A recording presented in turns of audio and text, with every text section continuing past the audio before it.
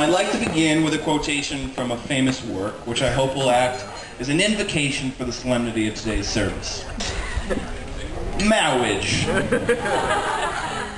Marriage is what brings us together today. Marriage, that dream within a dream. I'd like to open by thanking the hosts of today's events, who share with me a name as difficult to spell as it is to pronounce. The Shures have been the hosts of myself and Jeff's friends on a few separate occasions, and were kind enough to let us sleep off our collective hangovers from their world-famous bonfires. For that feat alone, they should be rewarded with for their patience and their ability to quietly cook us breakfast as we slept on their couches until noon. They have opened their homes and their hearts to us, and also given us an opportunity to know their lovely daughter, whose foundation is as strong and whose character and beauty is as classic as the house they have built with their own hands.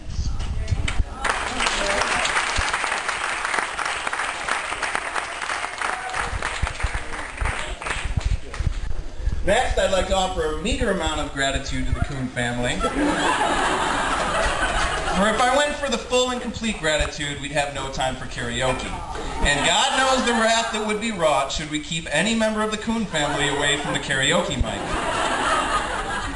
Helen, Lou, Robbie, Jen, and Eric have offered the same kind couches to sleep on, albeit in greater frequency than the fortunate Shures. The Kuhns are truly a second family to me, and their continued support, kindness, and generosity has not only enhanced my life, but has proven that a love of Shakespeare and ABBA are the hallmarks of a discerning and loving mind. And as Jeff's surrogate twin brother, we were born on the same day in the same hospital, kind of. I am certain that my new sister-in-law, Kristen, will prove to be as beautifully enchanting as Jeff's sister, Jennifer. A dangerous mixture of intelligence and moxie. And on to Jeffrey. For whatever reason, we baptized Jeff into the ROC crew with the name Snoop Cooney Kuhn. I will offer you two stories that might help to justify that designation. Uh-oh. The first begins at a party at a friend Randy's house. Jeffrey, a teetotaler throughout high school, suddenly discovered the grand social lubricant with surprising zeal. We knew he was serious when he created his first drink, the Flaming Snoop, which was a mixture of whatever it was we had left in the kitchen that night, probably a mix between Jeff's favorite hard drinks, Bartles and James and Zima. Though not actually flaming in any way, his taste for his newly discovered firewater was immediate.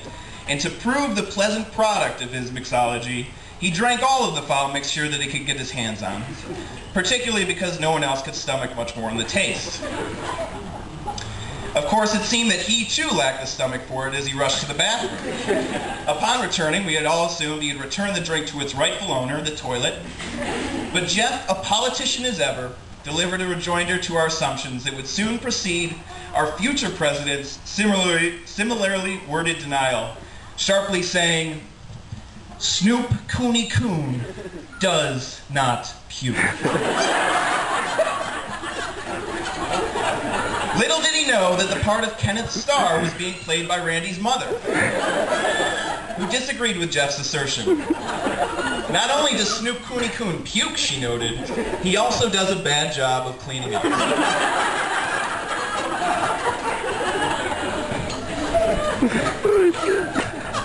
My second story is from our high school AP English class, which was ruled by Mr. Turk, a former concentration camp prisoner who had climbed his way from despair to become one of the foremost English teachers in the country, as evidenced by his perfect record of students scoring at least a 3 in the AP exam. One can only imagine the resolve of a man that can not only survive the atrocities of a slave camp, but can thrive in classrooms filled by the American sons of privilege and advantage.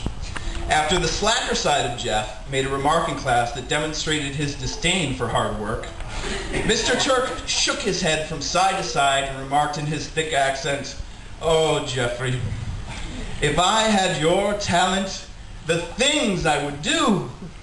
An enthusiastic Snoop brightly replied, "Thanks, Mr. Turk," to which a dejected Mr. Turk offered, "That wasn't a compliment." Jeffrey is now a lawyer and a 3-time Jeopardy champion.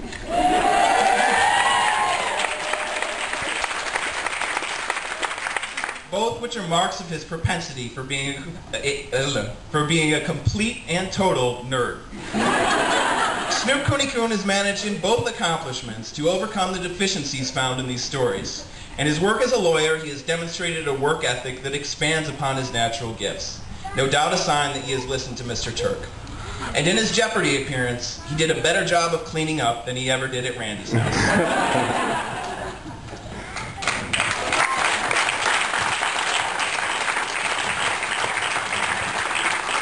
So, if everyone wants to stand, let's raise our glasses to the continued growth of Jeffrey's character and ability.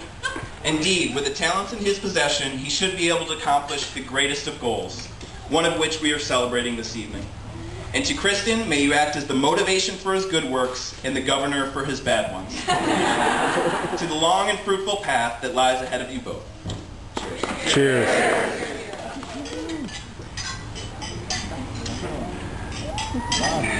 Thank you, Patrick. And now, our maid of honor with a toast as well, Elizabeth Furtado.